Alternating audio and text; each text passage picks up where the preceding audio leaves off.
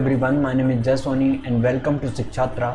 जैसा कि आपको पता होगा हम मॉडल पेपर डिस्कस कर रहे हैं, तो ये हमारा ना थर्ड मॉडल पेपर है, ठीक है, जो टर्म 2 के लिए बहुत ज़्यादा इंपॉर्टेंट है। हम यहाँ पे क्वेश्चन भी देख रहे हैं कि कैसे सॉल्व करेंगे, आपकी अप्रोच क्या होनी चाहिए एग्जाम में, हर चीज़ डिस्कस कर रहे हैं।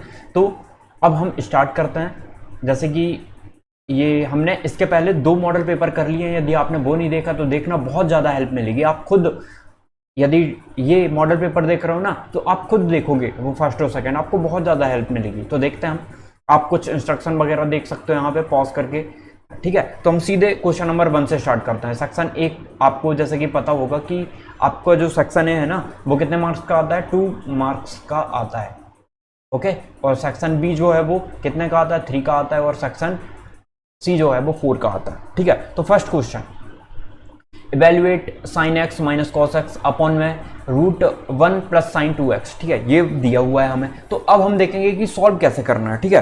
तो सबसे पहले जैसे कि मैं आपको बताता हूँ, जब भी हमें इंटीग्रेशन आ जाए तो सोचना है कि हम कैसे लिखें। तो सबसे पहले तो लिखेंगे हम सॉल्व, और इसके बाद लिख देंगे लेट आई इक्वल टू। लिखना कैसे मैं आपको ये भी बता रहा हूँ, ठीक है।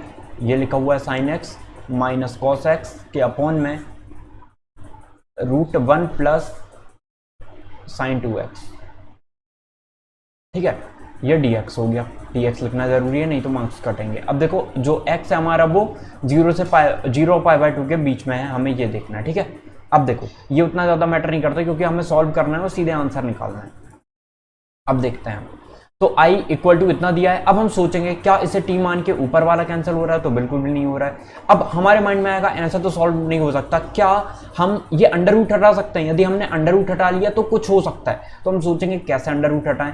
अंडर रूट कब हट सकता है, जब ना ये स्क्वायर की फॉर्म में मिल जाए हमें, ठीक है, कि वो स्क्वायर की फॉर्म में मिल गया तो हम हटा सकते हैं। अब हम देखते हैं, यदि हमने यहाँ पे स्क्वायर की फॉर्म बना लिया तो स्क्वायर से स्क्वायर रूट कैंसिल हो जाएगा, ठीक है। तो ऐसा कुछ सोचेंगे हम। तो देखते हैं कैसे बना सकते हैं। अब हम सोचेंगे साइन 2x है। सबसे पहले साइन 2x को हम पता है हमें फॉर्मूला कितना होता है, साइन 2x इक्वल टू होता है, 1 सेकेंड, हमें पता है साइन 2x इक्वल टू ना, साइन 2x इक्वल टू होता है 2 sine x into cos x, यही होता है 2 sine x into cos x, ठीक है। तो अब हम एक काम करते हैं, हमने देखा कि ये 2 sine x into cos x बन गया, यहाँ पे 1 लिखा है, तो हमें एक और चीज़ याद आई होगी, क्या कि हमें एक और चीज़ पता है कि sine square x plus cos square x equal to 1 होता है। अब हम यदि इन सब को लिखते हैं यहाँ पे, तो हमें ना a square plus b square plus 2ab के हिसाब से दिख रहा है, तो इसको हम क्या लिख सकते हैं, ए प्लस बी का होल स्क्वायर। तो लिख देते हैं हम, यहाँ से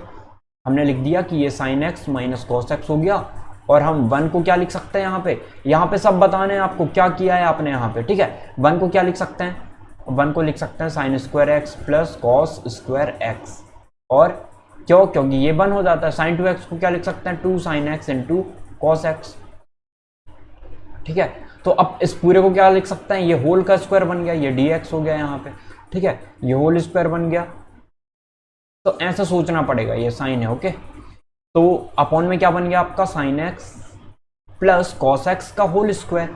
तो स्क्वायर से आपका स्क्वायर रूट कैंसिल हो जाएगा, तो क्या आ गया, आप देखो ये बन गया है आपका sine x minus cos x upon में sine x plus cos x, sine x plus cos x. अब सोचेंगे अब हम कैसे सॉल्व करें, क्या अब हम फिर से सोचेंगे क्या किसी को टी मान के सॉल्व किया जा सकता है। सबसे पहले तो ये सोचो, काम आसान बन जाएगा आपका, ठीक है। तो देखते हैं क्या किसी को टी मान के, यदि हम अपॉन वाले को टी मानते हैं तो ऊपर वाला कैंसिल हो रहा है, यानी देखते हैं चेक करके। साइन एक्स का इंटीग्रेशन क्या होता है, साइन एक्स का डिफरेंशिएशन, साइन एक्स का डिफरेंशिएशन क्या हो जाएगा, कॉस एक्स, ठीक है।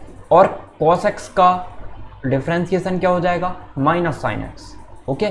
तो लिखते हैं अब हम, तो सीधे हमें चीज़ें समझ में आने लगेगी यहाँ पे, ठीक है। एक बार चेक कर लेना आप फॉर्मूला में सही लिख रहा हूँ या नहीं लिख रहा हूँ। क्या है, sine x plus cos x को यदि हम टी मान लेते हैं, let sine x plus, so differentiation with respect to x कर दो, ओके। कैंसिल कट तो नहीं रहा है, या नहीं कट रहा है ना। करते हैं, साइन एक्स का क्या हो जाएगा, कॉस एक्स, और कॉस एक्स का क्या हो जाएगा, माइनस साइन एक्स, और ये dx इक्वल टू dt बन गया। dt का करेंगे तो dt बाई dx आएगा। अब देखो हमें तो क्या बनाना, sine x minus cos x, तो यहाँ से हम माइनस कॉमन निकाल लेते हैं, ठीक है, या फिर यहीं से माइनस कॉमन निकालो, माइनस कॉमन निकालोगे क्या आ जाएगा, साइन एक्स प्लस का बन जाएगा और माइनस कॉस एक्स बन जाएगा, यही तो लेके आना था। तो d x equal to d t, या ये माइनस हटा दो या माइनस से मल्टीप्लाई कर दो, तो माइनस से दोनों साइड में मल्टीप्लाई करेंगे तो माइनस माइनस प्लस हो जाएगा और ये माइनस डी टी बन जाएगा। तो इस पूरे को हम माइनस डी टी लिख सकते हैं, मतलब इस पूरे को डी एक्स के साथ हम डी टी बना सकते हैं, तो बना देते हैं। ठीक है, तो यहाँ देखो कैसे करेंगे हम, तो वहीं आई इक्वल टू ये बन जाएगा आपका, इसको टी मान लिया आपने तो ये पूरा कैंसिल हो गया है। ठीक है, तो इसे क्या लिख सकते हैं हम, माइनस डी टी। देखो यदि ये एक बार चेक कर लेना कि ये इतना ही है या नहीं, ठीक है, बाकी इतना ही होगा। क्यों, क्योंकि पता है याद कैसे रखना है, इसको कंफ्यूजन हो जाता है कि हमें याद कैसे रखना है। देखो यदि आप प्रैक्टिस करोगे ना, जितनी ज़्यादा आप प्रैक्टिस करोगे आपको ऑटोमेटिक समझ में आने लगेगा इसका क्या है। ठीक है, तो देखो जितनी ज़्यादा प्रैक्टिस करोगे आपको सीधे याद हो जाएगा। एक तरीका तो ये हो गया, या फिर लिंक करके याद कर सकते हो कि जब भी डिफ्रेंसिएशन करते हैं ना तो हम जो है माइनस साइन एक्स देखते हैं, और जब हम इंटीग्रेशन करते हैं तो प्लस साइन एक्स देखते हैं। ये माइंड में रखो तो आसान होगा। जैसे cos x का यदि हम इंटीग्रेशन करेंगे तो प्लस साइन एक्स मिलेगा, ठीक है, और जब हम cos x का डिफरेंशिएशन करेंगे तो माइनस साइन एक्स मिलेगा। तो ऐसे याद रख सकते हो। तो i इक्वल टू कितना आ जाएगा, log t, माइनस ऑलरेडी था पहले से, माइनस log t और प्लस c, t की वैल्यू रख दो। ठीक है, तो या फिर t इनवर्स भी कर सकते हो, तो 1 के अपॉन में आ जाएगा t, तो log, ठीक है, यहाँ पे टी इनवर्स आ जाएगा। कैसे आता है पता है, ओके देखो मैं बता देता हूँ आपको कि जब भी हम यहाँ पे देखते हैं, ठीक है, जब भी हम log a ऐसे x लिख देते हैं, a log x जो होता है ना ये x है, a log x को हम क्या लिख सकते हैं, log x की पावर a, मतलब जो भी बाहर होता है पावर बन जाता है। तो ऐसे ही माइनस बाहर है तो पावर बन गया इसके, माइनस वन ही कहोगे ना इसको। ठीक है, तो इसको क्या लिख सकते हैं, log 1 के अपॉन में t, और t की वैल्यू क्या थी, t की वैल्यू रख देते हैं, ये थी sin x plus cos x, sin x plus cos x plus c। I hope ये कटा ना हो, हाँ नहीं कटा है, तो ये आपका आंसर होगा। अब देखते हैं नेक्स्ट क्वेश्चन। ये नेक्स्ट 1 सेकेंड, इसका हम और वाला क्वेश्चन भी तो देख लेते हैं, ऑप्शन में जो दिया है आपके। देखो इवेल्युएट dx के अपॉन में sin square x into cos square x. ठीक है, अब ये कैसे करेंगे, क्या किसी को टी मान के सॉल्व किया जा सकता है, ऐसे सोचोगे आप लोग। ठीक है, या फिर क्या काम करोगे, इससे सीधे हमें पता है यदि हम टू यहाँ पे क्या है, sign square x into cos square x दिख रहा है, किसी को टी मान के भी कोई फायदा नहीं है, सॉल्व तो होगा नहीं। हम इसको ए की वैल्यू बना ले तो ऊपर कुछ हो सकता है। देखो साइन स्क्वायर एक्स ऊपर जाके क्या होगा, कॉसेक स्क्वायर एक्स होगा, कॉसेक स्क्वायर एक्स हो जाएगा। यहाँ पे भी कुछ वैल्यू बनते नहीं दिख रही है हमें। ठीक है, या फिर हम एक काम कर, sine x into cos x हमें पता है, यदि 2 और लग जाता तो साइन 2x बन जाता है ना। तो ऐसा कुछ बनाने की कोशिश कर सकते हो, 4 से मल्टीप्लाई कर दिया, 4 से डिवाइड कर दिया, तो 4 को क्या लिख सकते हैं, 2। ठीक है, sine x into cos x का होल स्क्वायर हो गया ये। ठीक है, अब देखो अब हम क्या लिख सकते हैं इसे, अब हम इसे लिख सकते हैं, यहाँ पे देखो इसे लिख सकते हैं 4 के अपॉन में साइन 2x का स्क्वायर लिख सकते हैं ना ऐसे। तो ऊपर जाके क्या हो जाएगा, ये ऊपर जाके कॉसेक 2x का होल स्क्वायर। ठीक है, ऐसे हो जाएगा, या फिर आप ऐसे भी लिख सकते हो कॉसेक स्क्वायर 2x। ठीक है, ये बन गया dx। तो इसे कैसे लिखेंगे अब हम, कॉसेक स्क्वायर 2x को, कॉसेक स्क्वायर 2x का डिफरेंशिएशन कितना हो जाएगा, minus cot x minus cot 2x by 2 plus c। ठीक है, ये होगा। या फिर आप क्या कर सकते हो, यदि ये समझ में नहीं है कैसे आया, तो पहले 2x को t मानोगे, फिर डिफरेंशिएशन करोगे, फिर सॉल्व करोगे t लिख के। ठीक है, या फिर डायरेक्ट लिख सकते हो। या फिर इसका एक और तरीका है, आप इतना नहीं सोचना चाहते ना, तो देखो इसको ऐसे भी कर सकते हो आप। यदि इतना नहीं सोचना चाहते तो ऐसे देख लेते हैं, 1 सेकेंड, हम यहाँ पे देख लें, 1 सेकेंड, हम यहाँ पे देख लेते हैं इतनी जगह में। देखो क्या था क्वेश्चन हमारा, 1 के अपॉन में था साइन स्क्वायर एक्स और कॉस स्क्वायर एक्स, यही था। एक काम करते हैं, हम ऊपर देखो 1 को क्या लिख सकते हैं, जो अभी अभी लिखा था हमने, sign square x plus cos square x लिख रहे थे, अपॉन में क्या होता है, sign square x into cos square x. Okay, अब इनको सेपरेट करके सॉल्व करना और आंसर बताना मुझे, ठीक है, कमेंट सेक्शन में। तो अब हम नेक्स्ट क्वेश्चन देखते हैं। देखो, find the direction cosines of the vector i plus 2j plus 3k। इसका हमें क्या बताना है, डायरेक्शन कोसाइंस बताना है, ठीक है। डायरेक्शन कोसाइंस कैसे बताते हैं हम, देखो डायरेक्शन कोसाइन बताने के लिए हमें पता है कि जो इनके कोफिशिएंट होते हैं ना, स्केलर कंपोनेंट, वो क्या होते हैं, डायरेक्शन रेशोज होते हैं। तो डायरेक्शन रेशोज से हम डायरेक्शन कोसाइन निकाल सकते हैं। तो लिखेंगे कैसे, सबसे पहले लिखेंगे सॉल्व, ठीक है, सॉल्व लिखा, इसके बाद गिवन वेक्टर, गिवन वेक्टर लिख दिया हमने। क्या है गिवन वेक्टर, हमें i plus 2j plus 3k। ये कैप भी बना दो, कैप जरूरी है बनाना, ठीक है।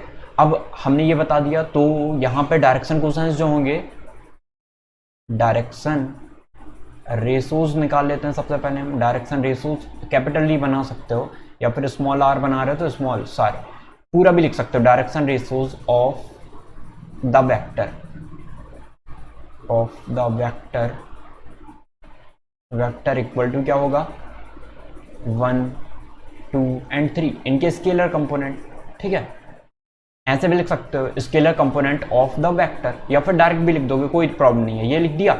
अब हमें पता है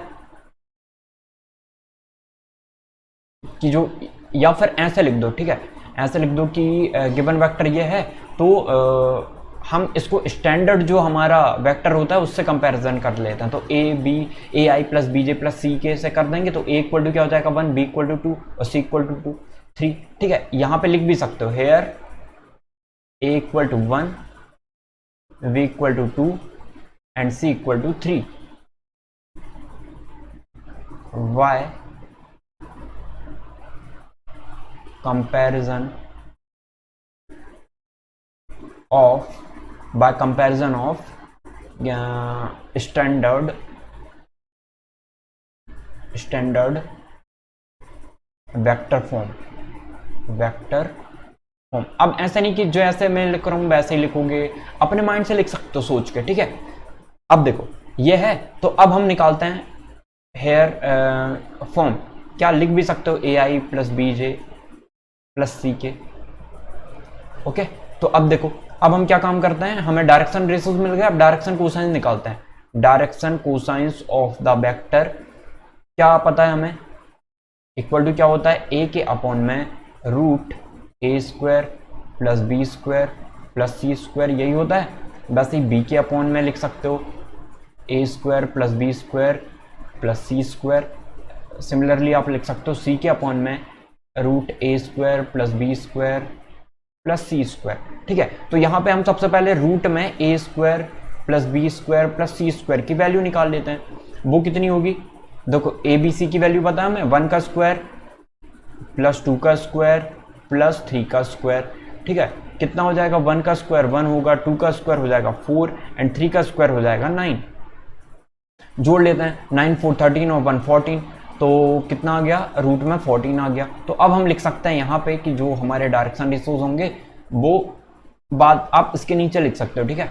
हम क्या यहाँ पे लिख देंगे, direction cosines of the vector A के अपॉन में। अब 2 नंबर का आएगा तो इतना सारा करने की जरूरत नहीं है, हर चीज लिख रहे हो एक एक चीज, सीधे ऐसे लिख भी दोगे ना तो चल जाएगा। अब देखो ए के अपॉन में है ना, ये ए की वैल्यू रख देते हैं, हम क्यों इतना सारा लिखें, हमने सीधे अब डायरेक्शन कोसाइन ही तो बताने हैं ना हमें।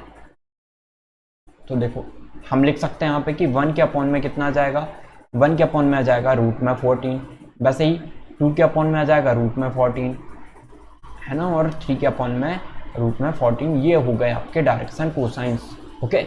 यही आपका आंसर हो जाएगा। अब देखते हैं नेक्स्ट क्वेश्चन, बहुत इजी है। क्या दिया है, डी वाई अपॉन में d x plus 2y equal to e की पावर 3x। सीधे हमें ये देखने से ही लिख रहा है कि ये लीनियर डिफरेंशियल इक्वेशन है, ठीक है। अब यदि ये लीनियर डिफरेंशियल इक्वेशन है तो उसके हिसाब से सॉल्व करना पड़ेगा, हम तो करते हैं। तो सबसे पहले सॉल्व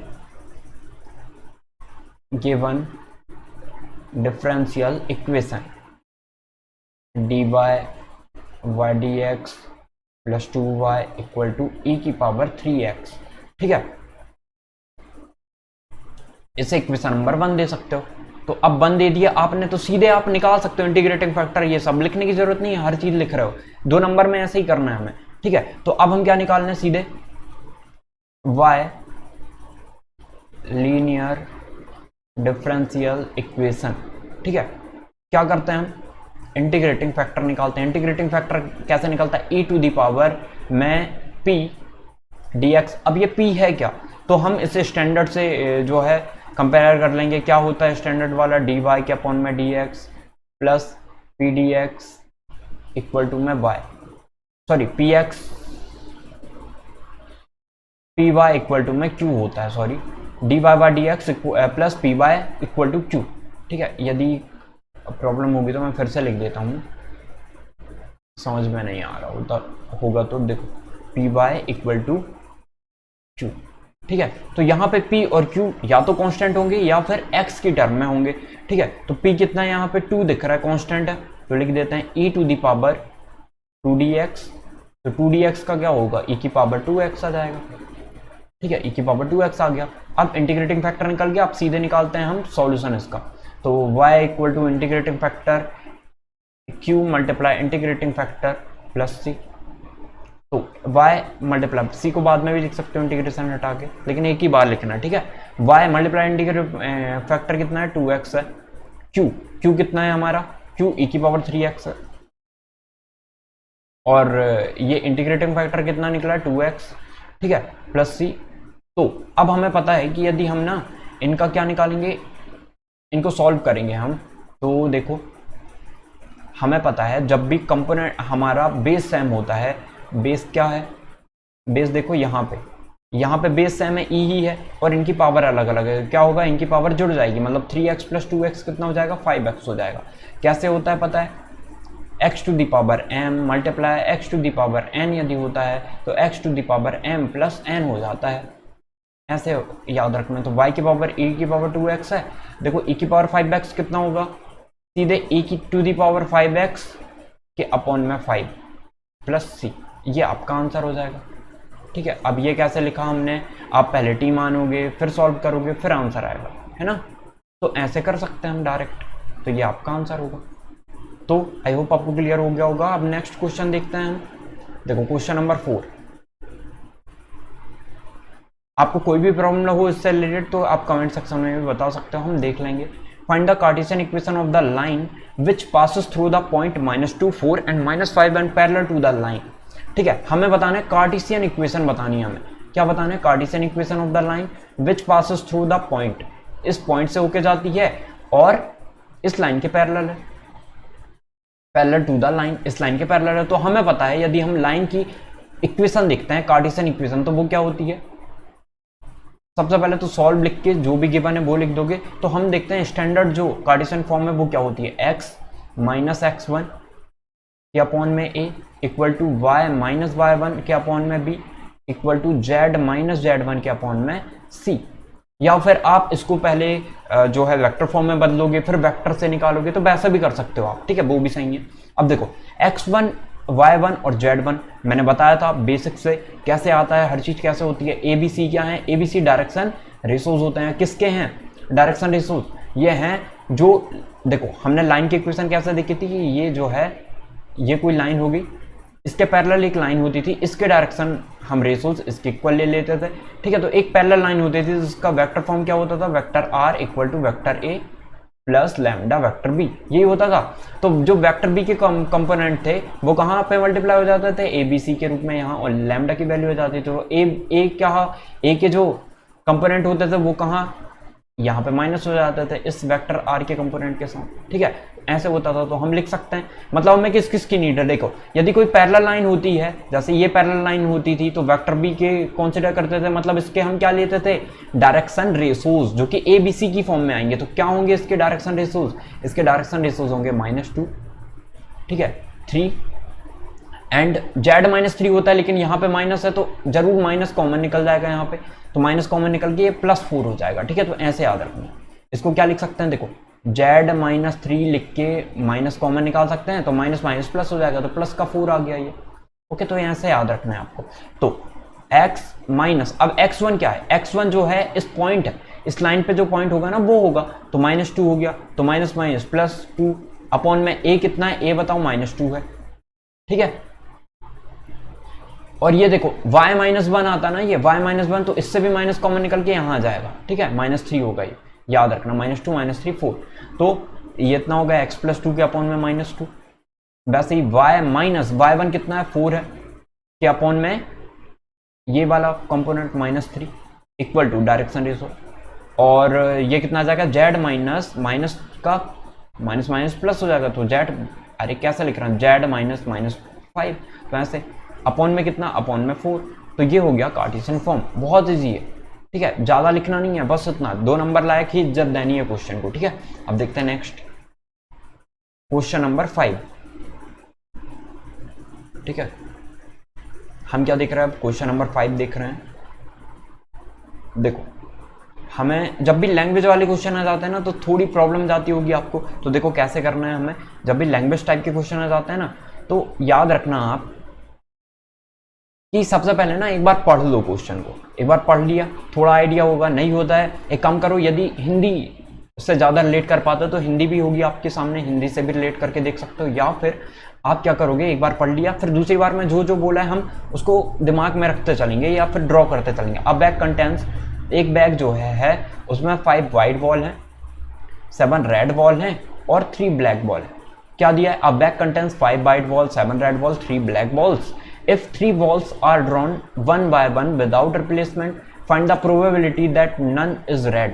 मतलब एक भी बॉल रेड नहीं होनी चाहिए और हमें रिप्लेसमेंट भी नहीं करनी है, विदाउट रिप्लेसमेंट बोला है ना। जैसे एक बॉल निकल गई तो अब उसको फिर से हम बॉक्स में हमारे बैग में नहीं डालेंगे उसको, ठीक है। तो ऐसा समझ रहे हैं आपको, हमें क्या बताना है, find the probability that none is red, कि कोई रेड नहीं होना चाहिए, ठीक है।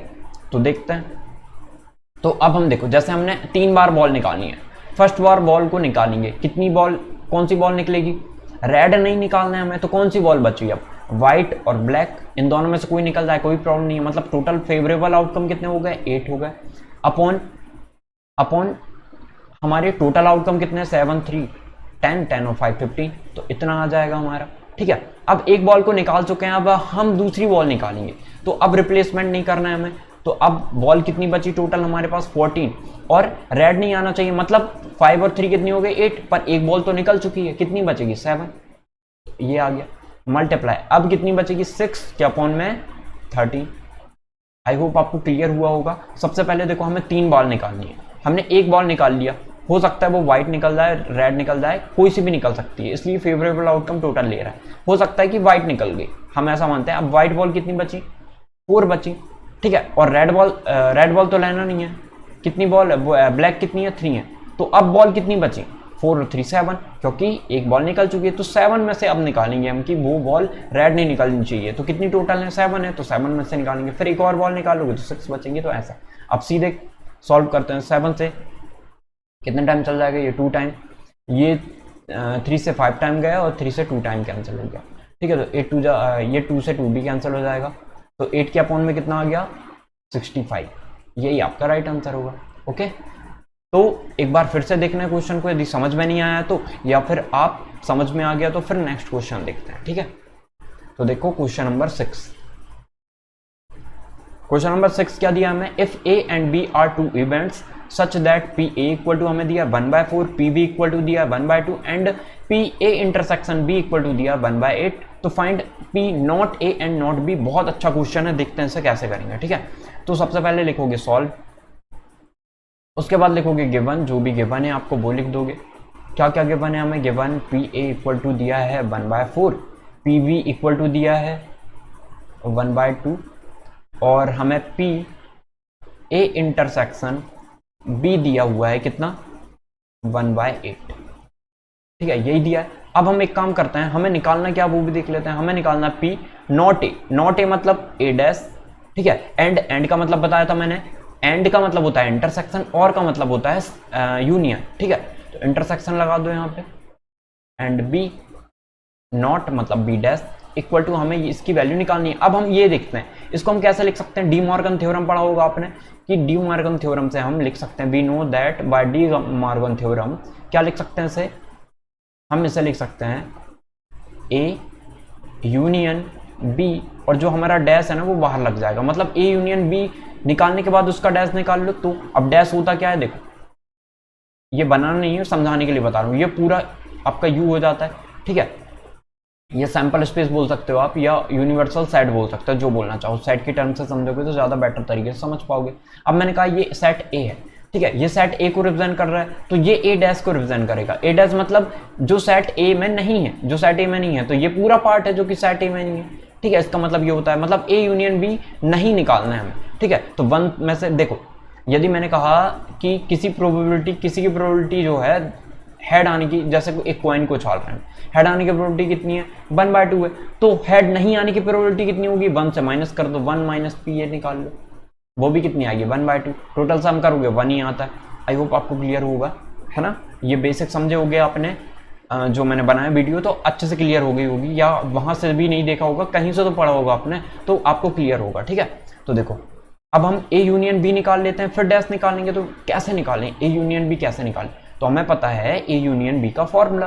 Probability of a union b कितना होता है, probability of a plus probability of b minus probability of a intersection b, ठीक है, ये होता है। अब वैल्यू रखते हैं हम सीधे, तो पी ए की वैल्यू कितनी है, 1/4 है, ठीक है। पी ए की वैल्यू कितनी है, 1/4 है, प्लस पी बी की वैल्यू 1/2 है, माइनस इंटरसेक्शन की वैल्यू कितनी है, 1/8 है। सॉल्व कर लेते हैं इसे, तो कितना आ जाएगा, यहाँ देखो सॉल्व करते हैं तो कितना आ जाएगा, ये क्या निकाल रहे हैं हम, पी ए जो है यूनियन बी निकाल रहे हैं, ठीक है। तो देखते हैं ये कितना आ गया है, एक काम करते हैं 8 को एलसीएम ले लेते हैं, तो ये कितना आ जाएगा, 4 2 8, 2 4 8 एंड 8 से 8 टाइम कैंसिल होगा, ये माइनस नहीं है, कुछ भी नहीं है, ठीक है। ये 1 आ जाएगा, 4 2 6, 6 में से बन जाएगा, कितना बचेगा, 6 में से बन जाएगा आपका 5 बचेगा, 5/8 आ गया, ठीक है। तो हमें क्या निकालना है, हमें पी ए यूनियन बी का डैश निकालना है। इसका मतलब ये क्या होगा, 1 माइनस में पी ए यूनियन बी, ठीक है।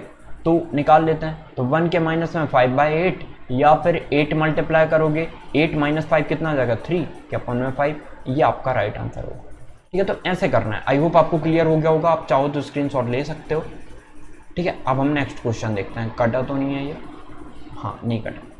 अब देखते हैं नेक्स्ट क्वेश्चन। तो अब सेक्शन बी आ गया है, आई होप आपको यहां तक कोई प्रॉब्लम नहीं होगी। अब सेक्शन बी आ गया है, सेक्शन बी में आपको पता होगा कि कितने मार्क्स के क्वेश्चन आते हैं आपके, यहां से आपके 3 मार्क्स के क्वेश्चन आते हैं, ये याद रखना, ठीक है। कितने के, 3 मार्क्स के, ठीक है। तो अब हम सॉल्व करते हैं ये वाले क्वेश्चन। तो इवेल्युएट करना है, इंटीग्रेशन से रिलेटेड क्वेश्चन है, कैसे करोगे।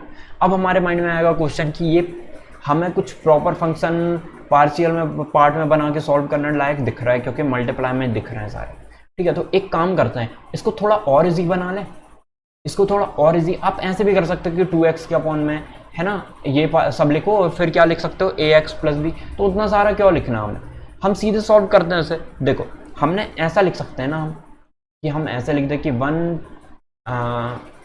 हम मान लेते हैं यहाँ पे, सबसे पहले तो लेट सब चीज़ लिख देना। हम यहाँ पे मान लेते हैं कि क्यों ना हम यदि x² = t मान लो, क्या होगा, देखो डिफ्रेंसिएशन करो, लेट x² = t, ठीक है। लेट करके जरूर लिखना, नहीं तो आई कहाँ से ला दिया आपने, ये सब लिखना है, ठीक है, पहले से बताते आ रहा हूँ मैं आपको। तो x differentiation with respect to x, ऐसे भी लिख दोगे चल जाएगा, कोई दिक्कत नहीं है, कहीं नंबर नहीं काटेंगे। x² का 2x लिख सकते हैं हम, इक्वल टू dt/dx, है ना। तो dt/dx, ओके। तो dx इस तरफ आ जाएगा, तो 2x dx को क्या लिख सकते हैं हम, dt लिख सकते हैं। तो देखो 2x dx हमारा dt बन जाएगा, है ना। तो अब हम देखते हैं, तो देखो, तो अब सॉल्व करते हैं इसे हम। तो i = 2x dx क्या बन गया, dt बन गया, अपॉन 1 + x² कितना बन गया, 1 + t बन गया, और 3 + t बन गया, क्योंकि x² को t माना है हमने, ठीक है। अब बस सॉल्व कर लेते हैं पार्ट में बना के। तो 1 के अपॉन में 1 + t क्या ये प्रॉपर फंक्शन है? सबसे पहले हमें देखना है क्या ये प्रॉपर फ्रैक्शन है या नहीं। प्रॉपर फ्रैक्शन मतलब क्या होता है? प्रॉपर फ्रैक्शन का मतलब होता है कि जो एक x की डिनोमिनेटर की जो डिग्री है ना, हाईएस्ट डिग्री है, वो हमेशा न्यूमरेटर से डिग्री से बड़ी होनी चाहिए। मतलब यदि एक्स क्यूब हो गया यहाँ पे और एक्स स्क्वायर प्लस 1 लिखा है तो ये सॉल्व नहीं हो पाएगा। इससे हमें सबसे पहले प्रॉपर फ्रैक्शन में बनाना पड़ेगा, क्योंकि ये प्रॉपर फ्रैक्शन में नहीं है। तो वो सारी चीजें हम नोट करेंगे, यहाँ पे लिखेंगे।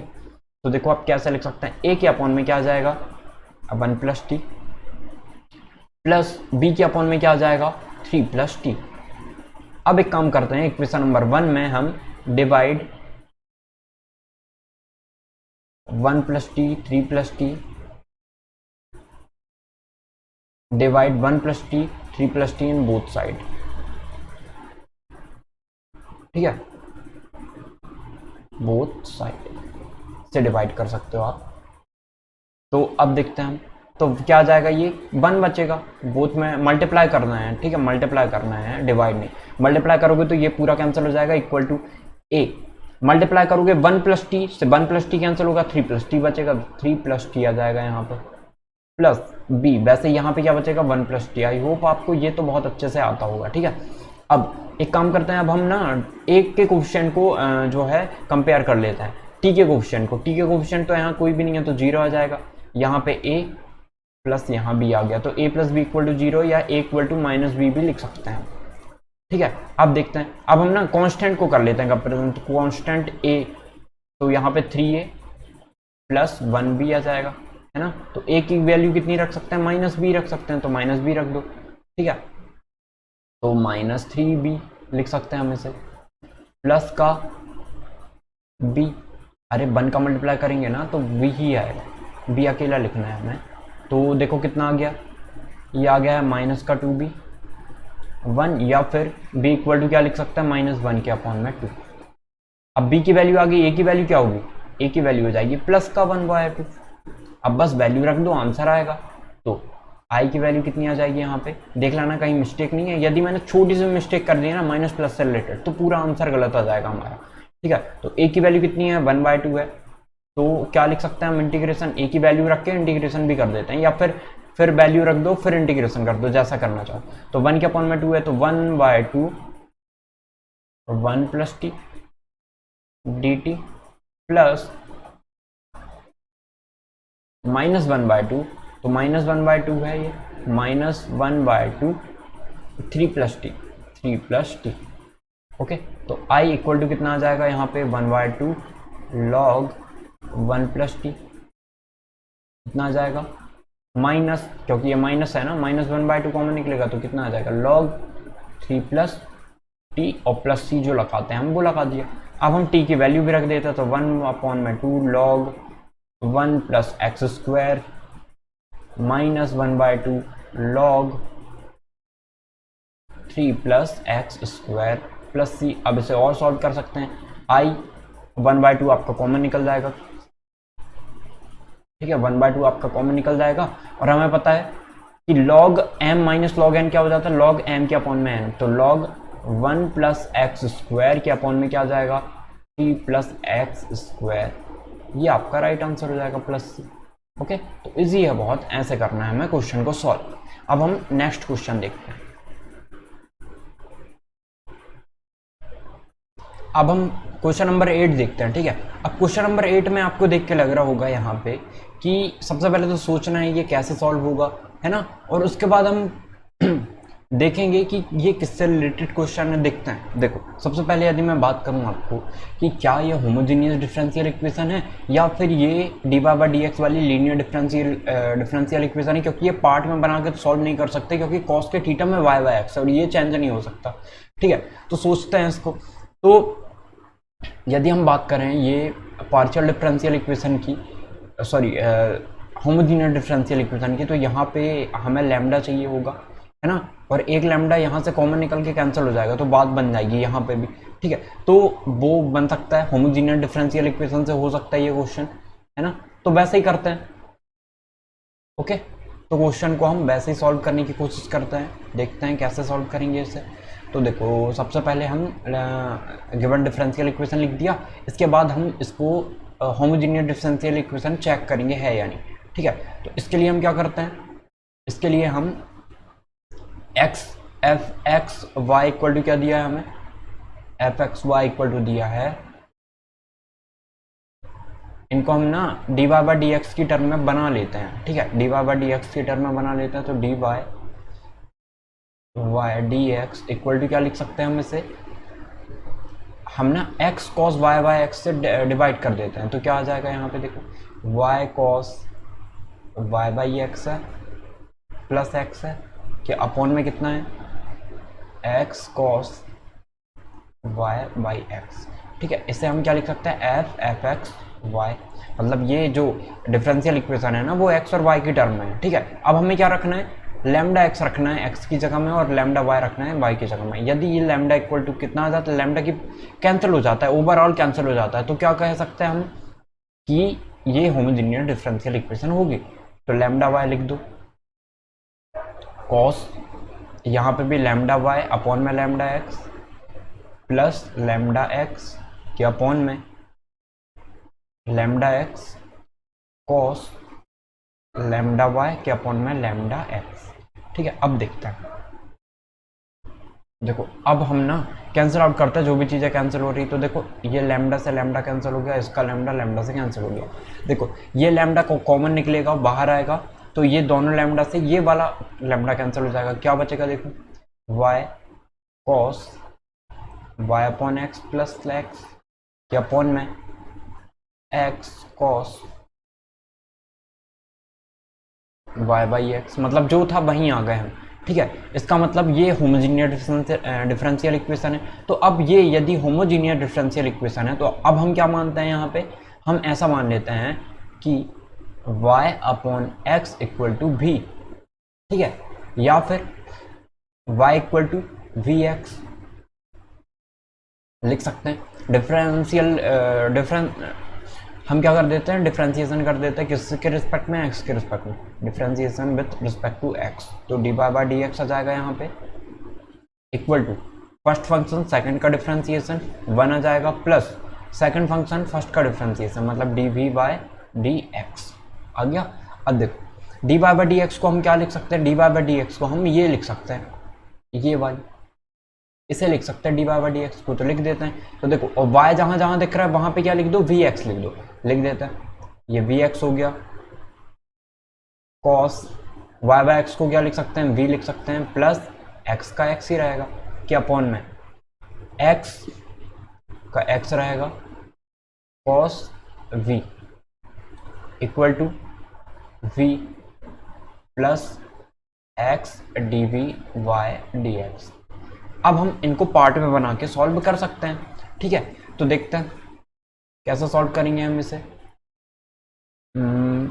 हम एक काम करते हैं, सबसे पहले x दोनों में दिख रहा है हमें यहाँ पे और v यहाँ पे दिख रहा है, तो x x वाली टर्म को एक तरफ कर लो, v v वाली टर्म को एक तरफ कर लेते हैं, तो ज़्यादा बेटर तरीके से हम सॉल्व कर पाएंगे, है ना। तो करते हैं सॉल्व इसे।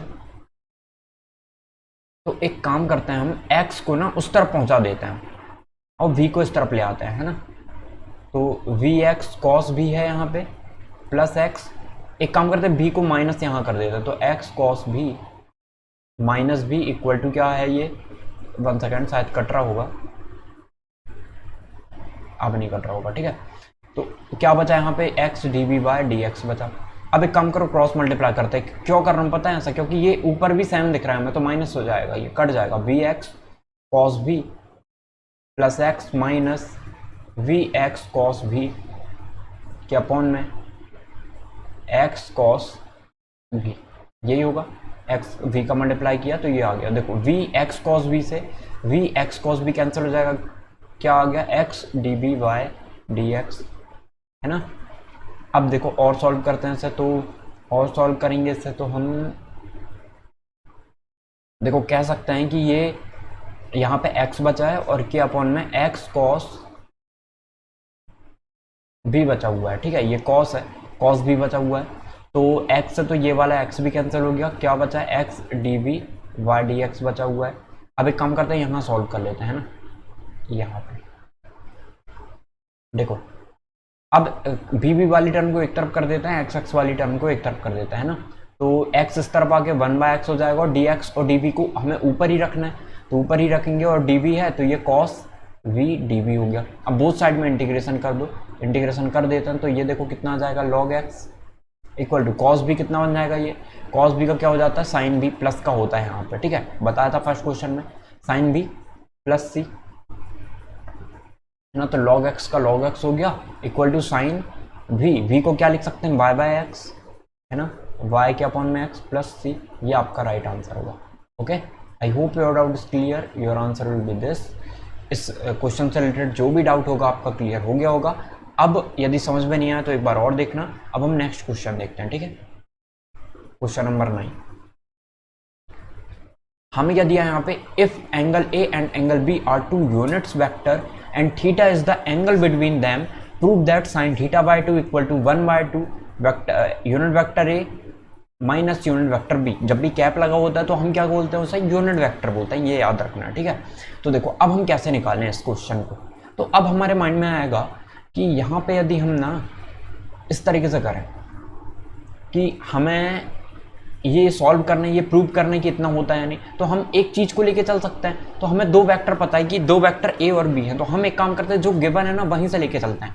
हम ऐसा मानते हैं कि जब हम vector a minus vector b दिया हुआ है यहाँ पे, ठीक है, हम इसका स्क्वायर निकाल लेते हैं। ऐसे ही करना है इस क्वेश्चन को, याद रखना, लॉजिक याद रखना, इस क्वेश्चन को ऐसे ही करना पड़ेगा, ठीक है। तो अब निकाल लेते हैं, तो क्या आएगा, ये cap a square plus a का स्क्वायर मतलब फिर बी का square minus 2 vector a dot vector b, ठीक है। अब मुझे इतना बताओ कि जो एंगल बिटवीन है थीटा है, थीटा दिया एंगल का जो एंगल है ना इनके बीच वो थीटा दिया हुआ है, थीटा एंगल बन रहा है दोनों वेक्टर के बीच, मतलब ये दोनों वेक्टर हो गए, ये वेक्टर ए हो गया, ये वेक्टर बी हो गया, और इन दोनों के बीच में थीटा एंगल बन रहा है, हमें ये दिया है। तो हमें पता है जब भी मैग्नीट्यूड निकालते हैं यूनिट वेक्टर का तो कितना आता है, हमेशा एक आता है, तो ये भी बना जाएगा, ये बना जाएगा। और अब देखो यदि हम इसकी बात करें, किसकी, -2ab की, तो हमें पता है जब भी हम a डॉट बी निकालते हैं, a डॉट बी निकालते हैं तो क्या आ जाता है, a डॉट बी कितना होता है, magnitude of vector a magnitude of vector b cos theta आता है जब डॉट निकालते हैं तो, ठीक है। तो ये 1 + 1 कितना हो जाएगा 2 -2, और ये 1 × 1 दोनों का मैग्नीट्यूड 1 1 आएगा, 1 × 1 1 ही आ जाएगा, इनके साथ मल्टीप्लाई करेंगे इतना ही आ जाएगा, ये कॉस थीटा होगी। 2 कॉमन निकाल लो, कितना बचेगा 1 - कॉस थीटा। अब हमें कॉस थीटा की वैल्यू पता है, 1 - कॉस थीटा की कितनी होती है, इसकी होती है 2 sin स्क्वायर थीटा बाय 2, इतना ही होता है। अब देखो 2 sin स्क्वायर थीटा बाय 2, अब ये 2 से 2 काट देते हैं हम, है ना, नहीं बिल्कुल भी कैंसिल नहीं होगा, याद रखना ये चीज़ नहीं होती है कभी भी, ठीक है। अब देखो ये क्या दिया था, vector a minus vector b का होल स्क्वायर, निकला या नहीं निकला ये, ठीक है। अब एक काम करो, बोथ साइड में स्क्वायर रूट ले लेते हैं, बोथ साइड में स्क्वायर रूट लेंगे तो क्या होगा, ये vector a minus vector b बचेगा, और इसका यदि हम स्क्वायर रूट लेते हैं तो स्क्वायर से स्क्वायर रूट कैंसिल हो जाएगा, इक्वल टू यहाँ कितना 2 × 2 4 का स्क्वायर रूट कितना होगा 2 हो जाएगा, साइन स्क्वायर का स्क्वायर रूट कितना होगा साइन थीटा बाय 2 हो जाएगा, ठीक है।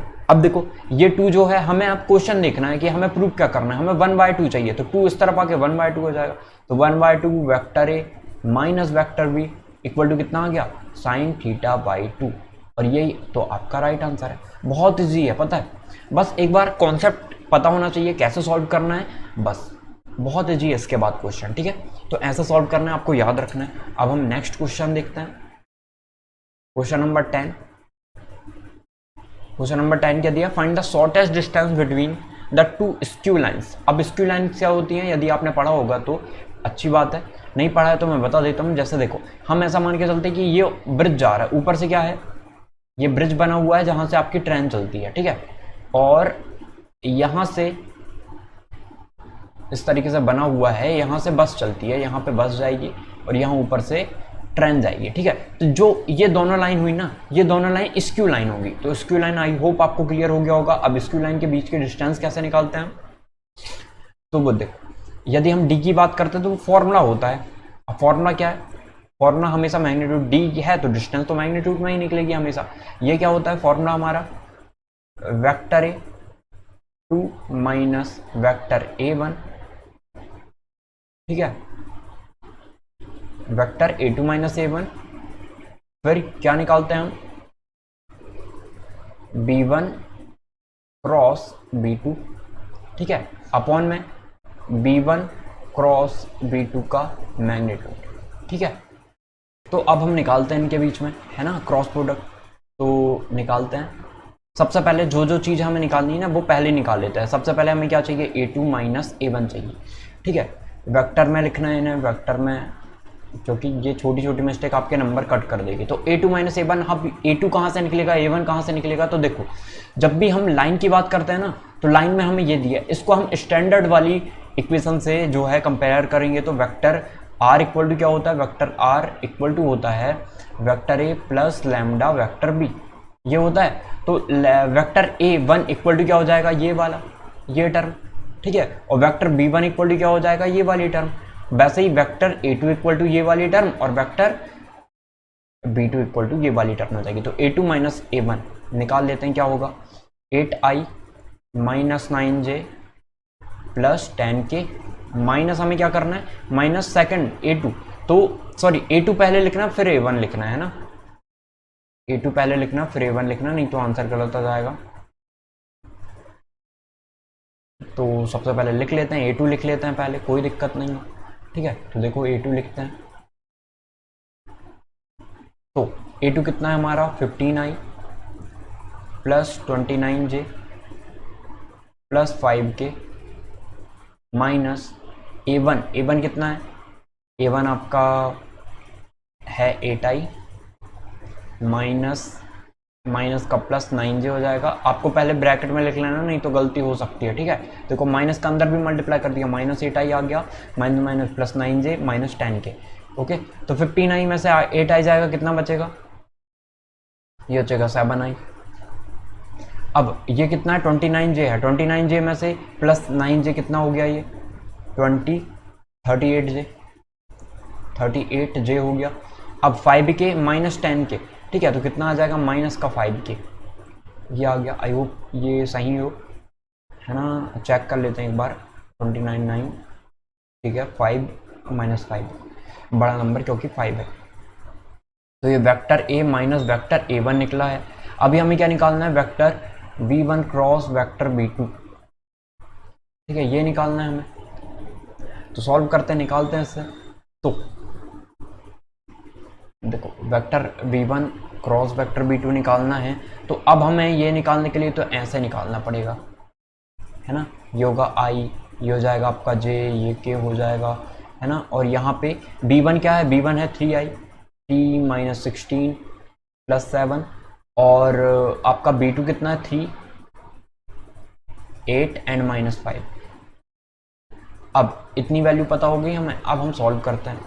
सॉल्व करने के लिए हम क्या करते हैं, यहाँ से वैल्यू निकाल लेते हैं। V1 cross B2 equal to क्या होगा, देखो I यदि हम कॉमन निकालेंगे तो ये हो जाएगा 16 इंटू 5 कितना होगा, 80 प्लस का 80 माइनस 56, 7 इंटू 8 56, ठीक है, प्लस माइनस आता है बीच वाला J, क्यों आता है, क्रॉस जब निकालते हैं ना बेसिक तरीके से तो क्लियर होता है ये। 5 इंटू 3 कितना आ जाएगा, माइनस 15 एंड 7 इंटू 3 माइनस का 21 प्लस का के वाली टर्म गायब, 8 into 3 24 and minus minus plus हो जाएगा क्योंकि ये माइनस में है, और 16 इंटू 3 48। अब सॉल्व कर लो, तो देखो 80 में से 56 जाएगा तो आपका बचेगा 24, है ना, 4 10 0 5 और 3 8 बिल्कुल। I माइनस ये माइनस माइनस प्लस हो जाएगा क्योंकि ये माइनस में आने वाला है, 5 और 1 6 और 1 और 2 3, है ना, 5 1 6 2 और 1 3 प्लस का के, तो प्लस का के 4 और 8 कितना हो जाएगा, 2 4 और 2 4 और 2 6 और 1 7, ठीक है, ये कुछ भी नहीं है, ये ऐसे ही लिख दिया है। 72 हो जाएगा, 8 4 12 और 4 2 6 और 1 7, ये K आ गया, यहाँ पे J लिखना भूलना नहीं है, ये J आ गया। अब हमें B1 क्रॉस B2 तो मिल गया, अब हम क्या निकालते हैं, हमें B1 क्रॉस B2 का मैग्नीट्यूड भी चाहिए, ठीक है, तो मैग्नीट्यूड भी निकाल लेते हैं हम। देखो कितना आ जाएगा यहाँ पे, 24, 36, 72 कुछ तो कॉमन निकल सकता था यहाँ से, 12 कॉमन निकल जाता तो 12 हम कॉमन निकाल लेते फिर कर लेंगे, नहीं या 12 का स्क्वायर करके बाहर कर दो, जैसा भी करना चाहो। या 24 का 36 का, देखो क्वेश्चन को जितना कॉम्प्लिकेटेड बनाओगे उतना बनेगा, जितना डिफिकल्ट बनाओगे बनेगा। आसान बना सकते हैं क्या इसे हम? बिल्कुल बना सकते हैं। देखो 24 है, यहाँ 36 है, 72 है, इनका स्क्वायर करना है हमें, है ना। और फिर क्या करना है, तो देखो ऐसे लिखोगे आप, 24 का स्क्वायर लिखोगे यानी प्लस 36 का स्क्वायर लिखोगे और प्लस 72 का भी स्क्वायर लिखोगे यहाँ पे, है ना, यही लिखोगे। अब देखो इससे मैं कैसे लिख सकता हूँ, 12 इंटू 2 है ये, 12 इंटू 2 है। और एक काम करते हैं, यदि हम ना 24 ही कॉमन निकाल लें, 24 तो नहीं निकलेगा, खैर 24 तो नहीं निकलेगा, 12 निकल जाएगा, 12 कॉमन निकाल लेते हैं सबसे। 12 का स्क्वायर कॉमन निकालो, एक काम करो, 12 का स्क्वायर कॉमन निकाल लिया तो कितना बचेगा यहाँ पे, 1 स्क्वायर, 2 स्क्वायर बचेगा, 2 स्क्वायर कितना हो जाएगा 4, प्लस 36 का स्क्वायर 36, 3 का स्क्वायर हो जाएगा 9, 72 का स्क्वायर, 72 का स्क्वायर कितना 6 का स्क्वायर 36। आई होप आपको क्लियर हुआ होगा कैसे किया हमने ये, है ना। 2 बचता, 2 का स्क्वायर कर दिया, 3 बचता, 3 का स्क्वायर 9, और यहाँ पे कितना बचता 4 बचता, 6 बचता, तो 6 का स्क्वायर 36, ठीक है। 12 बाहर आ जाएगा तो 12 आ जाएगा। आप वैसे भी करोगे तो भी, लेकिन देखो कितना इजी बन गया। अब इन्हें सिर्फ ऐड करना है और आंसर आएगा हमारा। 12 बाहर आ गया है, रूट में ये रहेगा, है ना। 4, 9 और 4 कितना आपका 13, 13 और 36 49, 36 और 13 ना, 6, 3, 9 और 3 और 1 4, 49 हो जाएगा। मतलब 12 इंटू 7 तो कितना आ गया 84। तो B1, 1 सेकेंड ये शायद कट रहा होगा, तो B1 क्रॉस B2 का मैग्नीट्यूड कितना आ गया है 84 आ गया है। अब बस वैल्यू रखो, आंसर आएगा, है ना। तो यही रख देता हूँ, आपको नीचे रखना है एक स्टेप के बाद। तो देखो किस किस की वैल्यू हमें मिल चुकी है, A2 माइनस A1 की मैग्नीट्यूड में रखना है इसे। A2 माइनस A1 कितना मिला है 7i plus 38j minus 5k।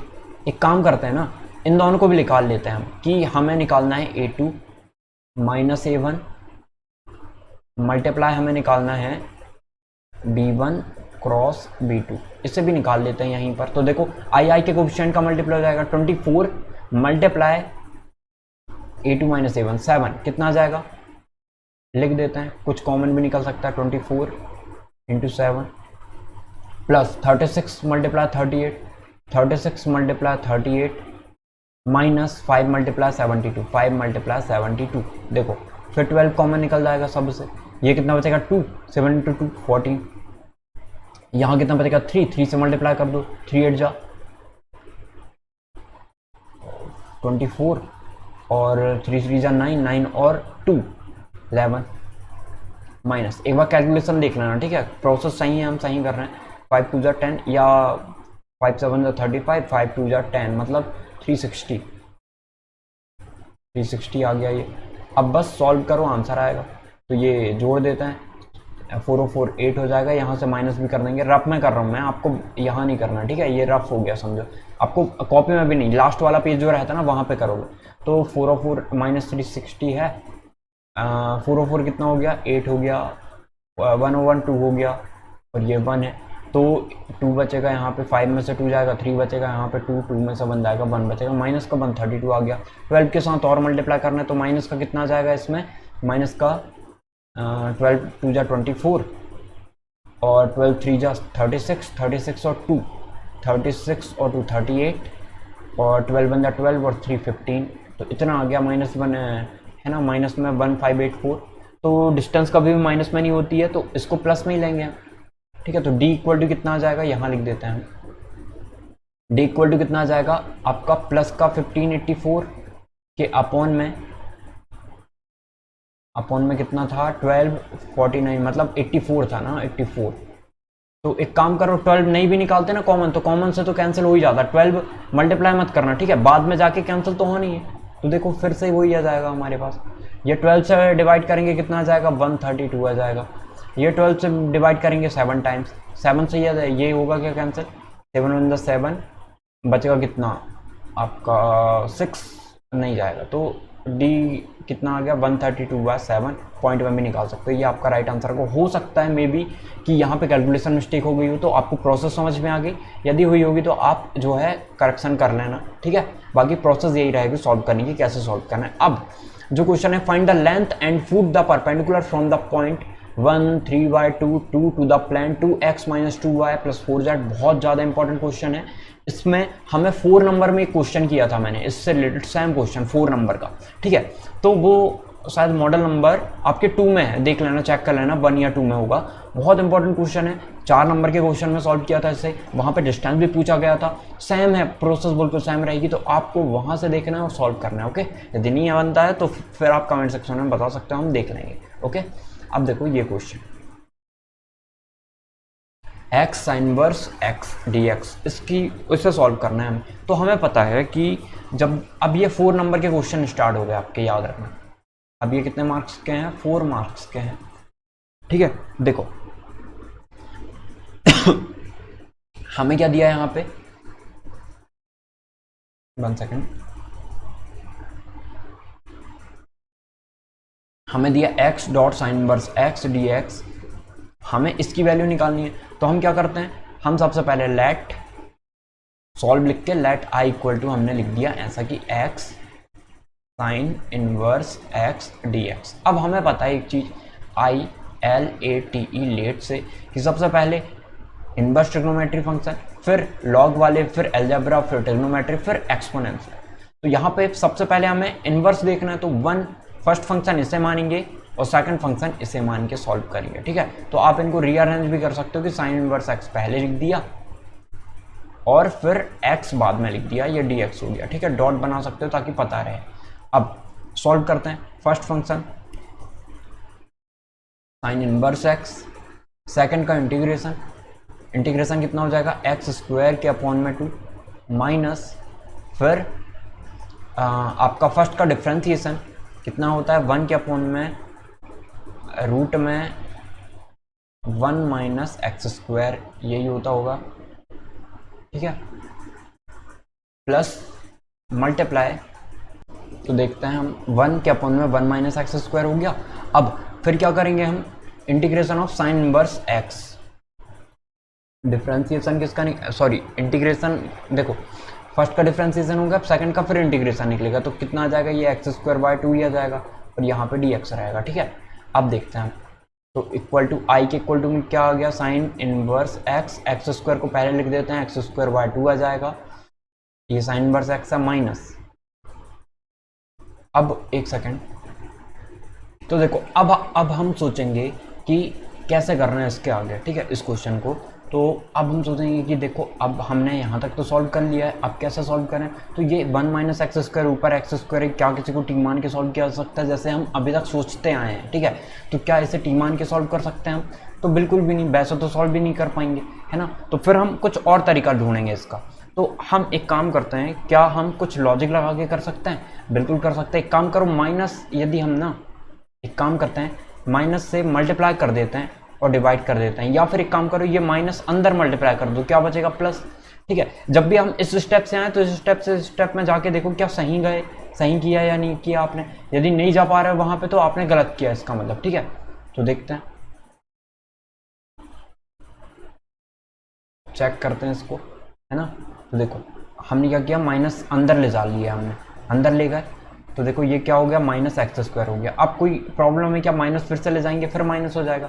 Upon में कितना है, 1/2 को बाहर कर देते हैं हम, तो ये बचा है 1 - x², ठीक है। अब ऊपर भी 1 - x² आ जाए तो कुछ बन सकता है हमारा, तो x²/2 sine inverse x plus 1/2। इसके बाद हम क्या करें, -x² है, तो एक काम करते हैं हम ना, एक बार प्लस जोड़ देते हैं इसमें और एक बार माइनस घटा देते हैं, मतलब +1 जोड़ दिया, एक बार -1 घटा दिया, 1 से 1 कैंसिल हो जाएगा, कुछ किया हमने नहीं किया। अपॉन में क्या है, रूट में 1 - x² है। अब दोनों के अपॉन में ले लो, ठीक है। ये dx चल रहा है यहाँ पे dx चल रहा है, याद रखना, ठीक है। तो अब देखो क्या होगा, x²/2 साइन इनवर्स x +1/2, ठीक है। यहाँ पे देखो अब सेपरेट कर देते हैं इनको, तो 1 माइनस एक्स स्क्वायर के अपॉन में root one minus x square हो जाएगा, ठीक है। ये डी एक्स बन गया, माइनस कॉमन निकाल दिया हमने, वन के अपॉन में root one minus x square d x, ठीक है। ये बचा। अब 1/2 तो दोनों में था, तो 1/2 का यहाँ भी मल्टीप्लाई कर दो या इससे ब्रैकेट में ले लो, जैसा करना चाहो, ओके। तो यहाँ देखो आप सॉल्व करते हैं, तो यदि हम आगे सॉल्व करें इसे तो कितना आ रहा होगा, तो i इक्वल टू आ जाएगा यहाँ पे। आप इससे भी अलग सॉल्व कर सकते हो, ठीक है, इस पूरे को i1 मान के और फिर सॉल्व कर सकते थे, लेकिन हम यहीं पूरे में लगातार कर रहे हैं तो ऐसे ही कर लेते हैं। साइन इनवर्स x, इसमें छोटी छोटी मिस्टेक होने की गलतियाँ हो सकती हैं, इसलिए ना बहुत पेशेंसली करना है। 1/2, अब देखो ये 1 माइनस एक्स स्क्वायर रूट में 1 माइनस एक्स स्क्वायर है, तो एक रूट कैंसिल हो जाएगा इसका। देखो इसको कैसे लिख सकते हैं, यदि मैं कहूँ 2 को ऐसे लिख सकते हैं क्या, रूट 2 मल्टीप्लाई रूट 2, कितना आएगा 2 ही आएगा। वैसे 1 माइनस एक्स स्क्वायर को क्या लिख सकते हैं, 2 बार रूट लगा के, तो एक रूट से एक रूट कैंसिल हो जाएगा, क्या बचेगा रूट में 1 माइनस एक्स स्क्वायर। इसका भी इंटीग्रेशन करना है हमें डी एक्स के रिस्पेक्ट में, ठीक है। माइनस 1 अपॉन में 1 माइनस एक्स स्क्वायर कितना होता है, साइन इनवर्स एक्स होता है, डी एक्स। अब डी एक्स लगाने की जरूरत ही नहीं है, ठीक है। प्लस में सी हम इकट्ठा लगाएंगे सबके बाद में, तो I equal to x square by 2 sine inverse x plus 1 के अपॉन में 2। अब देखो रूट 1 माइनस एक्स स्क्वायर इसका फॉर्मूला होता है, 1/2 का अंदर भी मल्टीप्लाई कर देते हैं, क्या होता है फॉर्मूला, x/2 ए स्क्वायर माइनस एक्स स्क्वायर का फॉर्मूला लगा लें, ठीक है। रूट में 1 minus x square plus A square by 2, A square by 2 मतलब 1/2 है ना, और साइन इनवर्स एक्स अपॉन है, साइन इनवर्स एक्स कितना है, एक्स का एक्स ही है, अपॉन में ए मतलब 1, तो एक्स ही आ जाएगा, साइन इनवर्स एक्स ही आ गया, माइनस साइन इनवर्स एक्स जो है ऑलरेडी 1/2 का मल्टीप्लाई और हो जाएगा, तो 1/2 आ जाएगा। एक सेकंड, 1/2 का मल्टीप्लाई अंदर किया या नहीं हमने सब में, देखो 1/2 तो यहाँ आ गया, यहाँ किया ना, 1/2 का यहाँ नहीं किया, तो ये 1/4 हो जाएगा आपका, ओके। और यहाँ भी 1/2 का मल्टीप्लाई होगा, तो ये हो गया। अब देखो i equal to x square by 2 sine inverse x 1/4 sine inverse x minus 1/2 sine inverse x. तो एक काम करते हैं, साइन इनवर्स को कॉमन निकाल लेते हैं, या फिर इसको पहले लिख दो, या आप जैसे करना चाहो, साइन इनवर्स को कॉमन निकालना चाहते हो तो निकाल सकते हैं यहाँ से हम, या x/2 सब में दिख रहा है क्या, x/2 तो सब में नहीं दिख रहा है। एक काम कर सकते हैं हम, क्या कुछ सॉल्व हो सकता है, देखो यहाँ सॉल्व हो सकता है ये कि 1/4 sine inverse x minus 1/2 sine inverse x, ये कितना आ जाएगा, ये आ जाएगा, सॉल्व कर लेते हैं इसे, तो ये आ जाएगा 1/2 आ जाएगा ना, माइनस का 1/2, देखो 1/2 बड़ा है, यहाँ पे सॉल्व कर लेते हैं, यहाँ कर लेते हैं, देखो 1/2 1/4 माइनस, तो 4 आ जाएगा एलसीएम, तो ये कितना आ जाएगा 1 और ये आ जाएगा -2, तो -1/4 आ जाएगा, सॉरी -1/4, तो x square by 2 sine inverse x, ठीक है। साइन को इस तरफ ले आते हो तो -1/2 1/4, okay, -1/4 sine inverse x plus x/4 1 minus x square plus c भी लगा दो, लास्ट में प्लस सी लगा देते हैं कांस्टेंट, तो ये आपका राइट आंसर होगा। हो सके तो साइन इनवर्स एक्स कॉमन निकाल सकते हो, या फिर ऐसे भी रहे तो कोई प्रॉब्लम नहीं है, तो ये आपका राइट आंसर होगा, ओके। तो आई की वैल्यू ये आएगी। आई होप आपका डाउट क्लियर हो गया होगा इससे क्वेश्चन से रिलेटेड। यदि कोई और डाउट रहता है ना इससे रिलेटेड, आपको तो आप कमेंट सेक्शन में पूछ सकते हो, हम उसका आंसर दे देंगे, ठीक है। अब देखते हैं next question, question number 12। Find the area bounded by the curve y equal to x square and the line y equal to 4। बहुत अच्छा क्वेश्चन है। जब भी हम y की बात करते हैं एक्स स्क्वायर इक्वल टू होता ही है, तो ये कौन सा पैराबोला बन रहा है आपका, ये बन रहा है y की तरफ पॉजिटिव एक्सिस पे, ठीक है। तो बना लेते हैं हम यहाँ पे, पॉजिटिव y एक्सिस पे बनेगा, तो कुछ इस तरीके से बनेगा, ये है ना, कुछ इस तरीके से बन रहा होगा। अब देखो, अब हमें पॉजिटिव y एक्सिस पे बना लिया, y इक्वल टू 4, मतलब ये 1 हो गया, ये 2, ये 3, ये 4, तो 4 से इस तरीके से जा रहा होगा 4, y इक्वल टू 4 लाइन ये होती है, याद रखना, ठीक है। जब भी हमें x इक्वल टू 2 खींचना है तो 1 2 और ऐसे ही ड्रॉ कर देंगे लाइन, मतलब y जो है कांस्टेंट हो गया है, 4 हो गया है, और x की वैल्यू अलग अलग है ना, तो y इक्वल टू 4 मतलब ये देखो y इक्वल टू 4 से ही जा रहा है ये, तो y इक्वल टू 4 बना दिया इसे। अब इससे बाउंडेड एरिया जो है ये वाला एरिया, ये देखना है हमें। तो देखो इस तरफ वाला देखें फर्स्ट क्वाड्रेंट में या सेकंड, दोनों सेम दिख रहे हैं, तो दोनों सेम का निकाल लेंगे हम। अब देखो, अब आपके पास दो तरीके हैं निकालने के, कि आप ना सबसे पहले इस लाइन का निकालो फिर इसका निकालो, मतलब यहाँ से यहाँ तक निकाल रहे होगे एक्स की टर्म में। लेकिन यदि सीधे वाई की टर्म में मानो तो यहाँ से लेके इस पॉइंट से लेके इस पॉइंट तक निकाल लो, इसका एरिया, ये वाले पार्ट का एरिया है ना। तो एक स्ट्रिप बना लेंगे हम, ये स्ट्रिप बना दी हमने। तो ये स्ट्रिप क्या है, किसे रिप्रेजेंट कर रही है, ये स्ट्रिप रिप्रेजेंट कर रही है dx को। ओके, ये किसको रिप्रेजेंट कर रही है, सॉरी dy को कर रही है ना। ये देखो y एक्सिस पे है ना, तो y एक्सिस पे छोटी सी वैल्यू को हम क्या बोलेंगे, dy बोलेंगे, ठीक है। और यहां से यहां तक की डिस्टेंस ये क्या होगी, x होगी। अरे यहां से यहां तक की डिस्टेंस क्या होगी, x होगी, तो x dy बोल देंगे हम। तो इंटीग्रेशन निकालना है हमें, 2 का मल्टीप्लाई कर देते हैं क्योंकि दोनों पार्ट सेम दिख रहे हैं हमें। इंटीग्रेशन किसका निकालना है, नाम दे देते हैं, ये O हो गया, ये A हो गया, ये B हो गया, ये C हो गया। तो हम निकाल रहे हैं एरिया ऑफ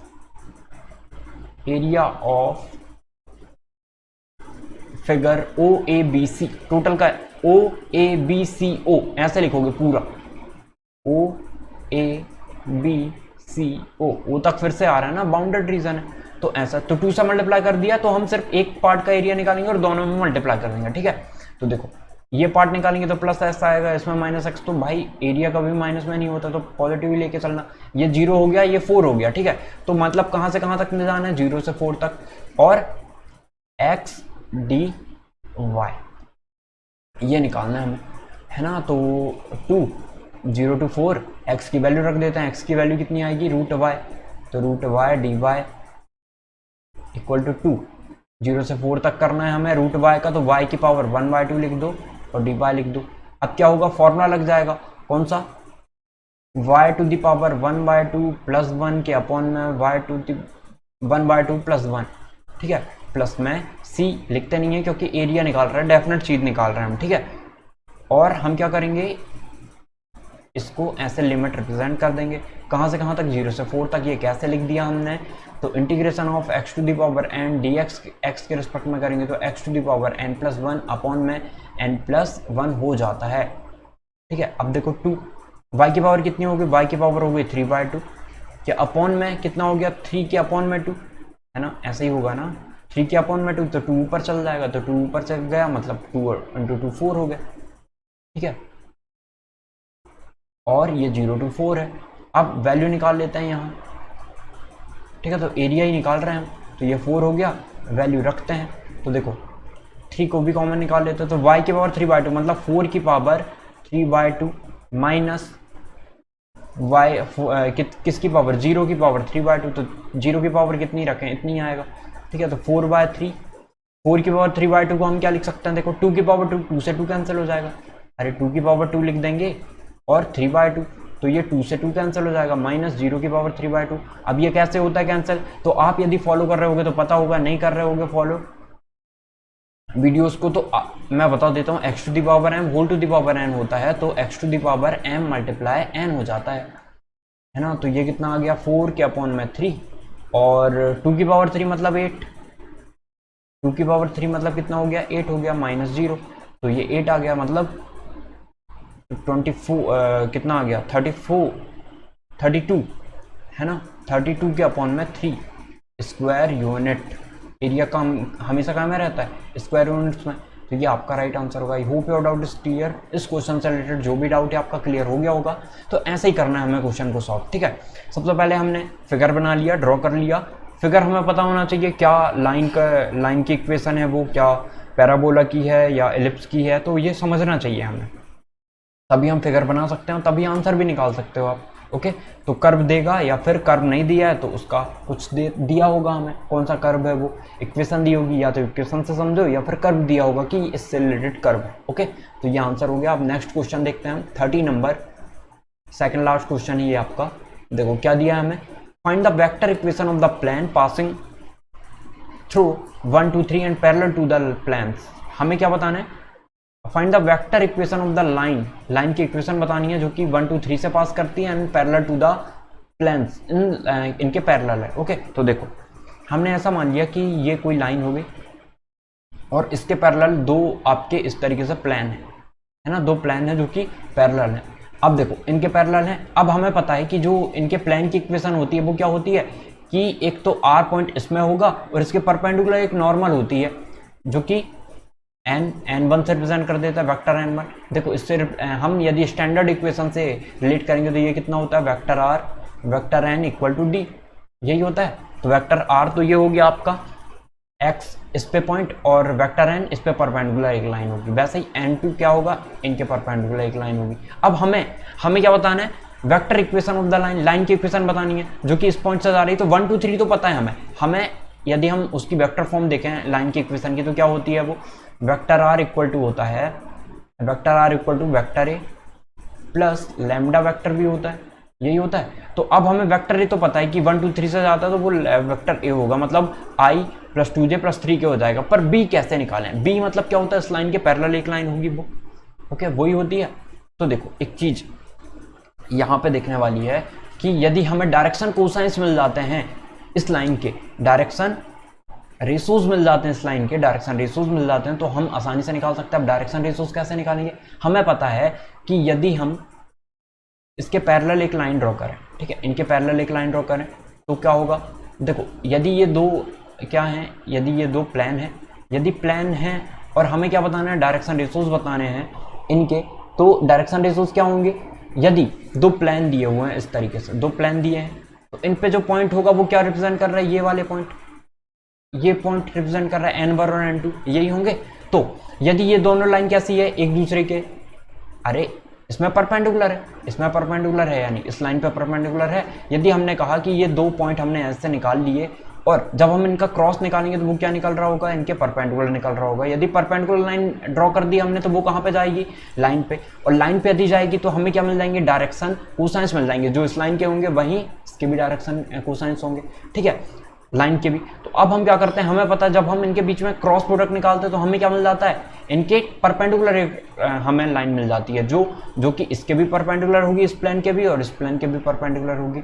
आई होप आपको क्लियर हुआ होगा, ठीक है। तो देखते हैं, यदि नहीं हो रहा है क्लियर तो एक बार फिर से देखना, फिर भी नहीं हो रहा तो कमेंट सेक्शन में बता सकते हो। तो कंपैरिजन करते हैं, ये n1 हो गया आपका, n1 क्या हो गया, वेक्टर n1 इक्वल टू आ गया i minus j plus 2k, and vector n2 equal to क्या आ गया है, 3i plus 3j plus k, ठीक है। अब यदि हम n1 क्रॉस n2 निकालते हैं तो इनके परपेंडिकुलर एक वेक्टर मिल जाएगा हमें, जो कि क्या होगा, ऐसे निकलेगा i j k, और ये कितना हो गया, 0 हो गया, ये -1 हो गया, ये 2 हो गया, ये 3 हो गया, ये 3 और ये 1, ठीक है। तो i कॉमन निकाल लेते हैं तो -1 इंटू 1 कितना हो जाएगा, -1, 3 इंटू 2 माइनस का 6 माइनस का j, इसके बाद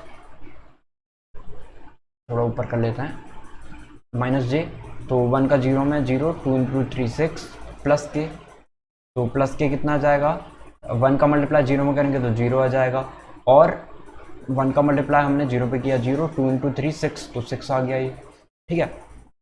तो और सॉल्व कर लेते हैं, तो ये कितना बना, माइनस का 7i माइनस माइनस प्लस का 6j, और प्लस माइनस माइनस हो जाएगा तो माइनस का 6k हो जाएगा ये, ठीक है,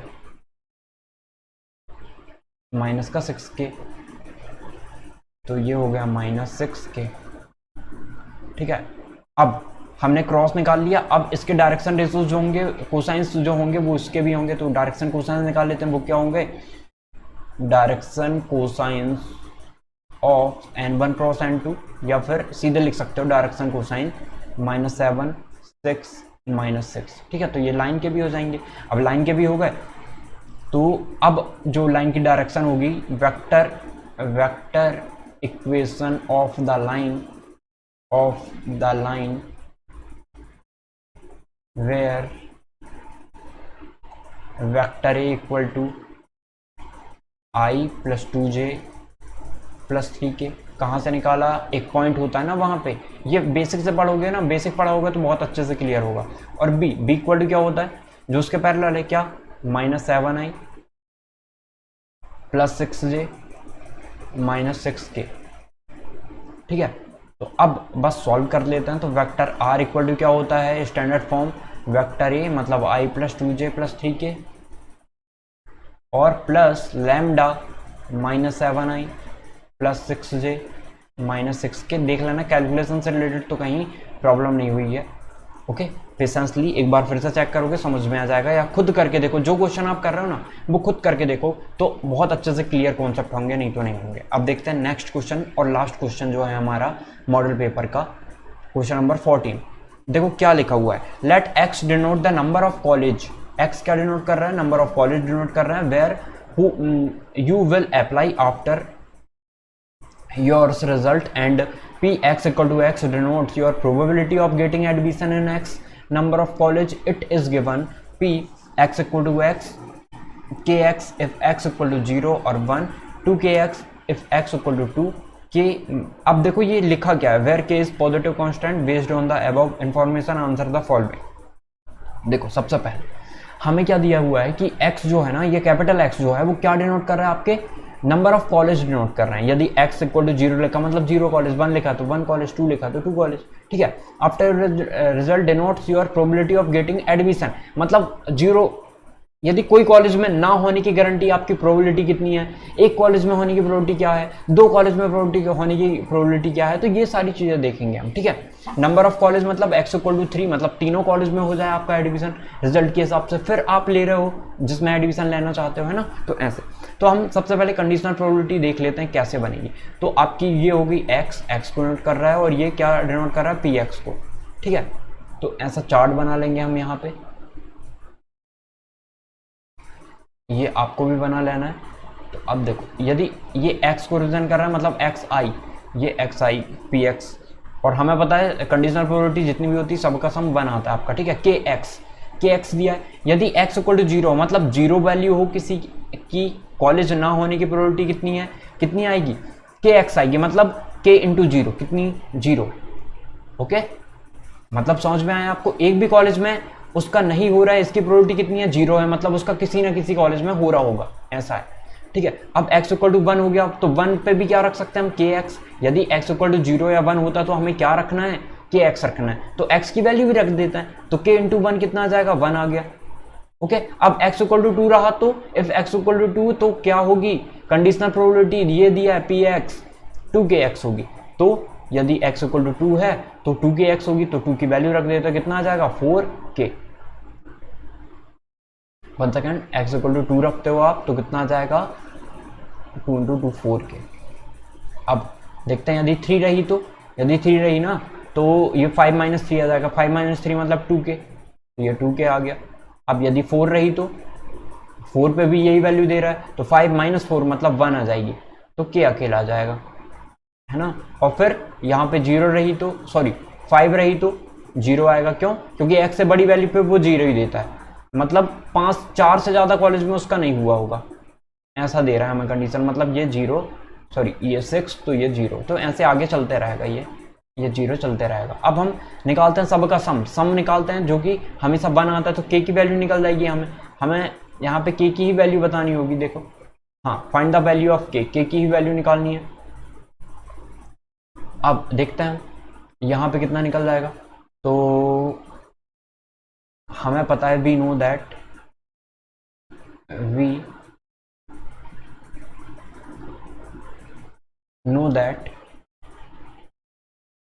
px capital x, okay, summation of px equal to कितना आता है, pi लिख देते हैं, जहां पे i जो है 1 से लेके 0 से लेके कहां तक जा रहा है आपका, n नंबर तक जा रहा है, इनफाइनाइट तक जा रहा है, जहां तक जा रहा होगा n नंबर तक कॉलेज, तो n नंबर तक तो 0 ही आ रहा है, तो सबको सम कर देते हैं, जो कि हमेशा 1 होती है ना, तो यहाँ करते हैं 1 हो जाएगी ये वैल्यू, तो सबको जोड़ देते हैं, 0 plus 1 plus 4k plus 2k plus k plus 0, है ना, तो ये चलते जाएगा 0 0, तो ये इसकी वैल्यू 1 होगी हमेशा। जोड़ लेते हैं कितना आएगा, एक सेकेंड, यदि 1 रखें तो k आ रही होगी ना वैल्यू, k आएगी यहाँ पे, यदि 1 रखते हो x इक्वल टू 1 है तो k आ जाएगा, है ना, तो ये k होगा।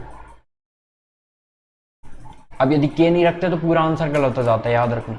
4k 5k 5 6 8, 1 सेकेंड, 4 हो गया ये, 4 और k 5k 7k 8k, 8k equal to कितना 1, या k इक्वल टू कितना 1/8, अब k की वैल्यू 1/8 निकल गई है, तो k की वैल्यू हम बोल सकते हैं, k की वैल्यू कितनी होगी 1/8 होगी। यदि 1/8 रखते हैं तो सबका सम 1 आ जाएगा। अब what is the probability that you will get admission in at least 2 college, ठीक है, हमें ये बोल रहा है कि what is the probability that you will get admission in at least 2 college, कम से कम आपको 2 कॉलेज में एडमिशन मिले, इसकी प्रोबेबिलिटी क्या है आपको बतानी है। तो सबसे पहले ना आपको समझ में आना चाहिए कि क्या पूछा गया, what is the probability that you will get admission in at least 2 college, कम से कम उसको 2 कॉलेज में मिले, 3 में मिल जाएगा चल जाएगा, 4 में मिल जाएगा चल जाएगा, लेकिन कम से कम 2 कॉलेज में मिलना चाहिए। तो क्या है प्रोबेबिलिटी, देखो 2 कॉलेज में मिलने की प्रोबेबिलिटी कितनी है 4 के, 3 कॉलेज में 2 के, प्लस 3 से ज़्यादा 2 से ज़्यादा कॉलेज में के, और फिर 0 0 आता जाएगी, तो 4k प्लस 2k प्लस के, ये कितना आ जाएगा आपका 4 2 6 और 1 7k, 7k आ गया। और k की वैल्यू कितनी है 1/8, तो 7/8, ठीक है 7/8, ये आपका राइट आंसर हो जाएगा। आई होप आपको क्लियर हो गया होगा। जितने भी डाउट होंगे आपके इससे रिलेटेड इस मॉडल पेपर से, तो सारे क्लियर हो गए होंगे। फिर भी कहीं पे आपको प्रॉब्लम जाती है तो आप कमेंट सेक्शन में पूछ सकते हो। All the best.